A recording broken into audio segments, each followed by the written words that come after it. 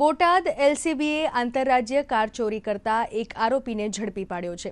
કુલ 1,21,40,000ની 8 અને એક મોંઘી દાટ કાર પણ ઝડપાઈ છે। 2 આરોપી ફરાર થયા છે।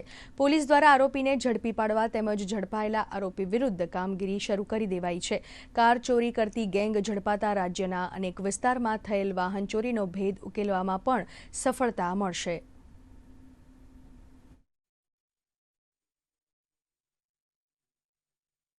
कुल 8 गाड़ियों जेमां एक किया, एक क्रेटा, 3 फॉर्च्यूनर અને સુઝુકી કંપનીની એક એસ ક્રોસ છે, એક બ્રેઝા અને એક બલેનો। એ રીતે કુલ અત્યાર સુધીમાં 1 કરોડ અને 21 લાખનો મુદ્દામાલ કબજે કરવામાં આવ્યો છે।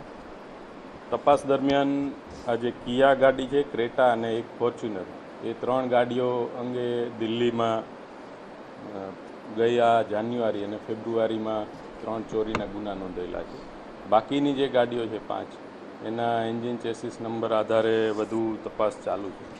પછી તો આ લોકો જુદી જુદી પ્રકારની એમો યુઝ કરતા હોય એ અંગે વિગતવાર તપાસ હાલ હજુ ચાલુ છે।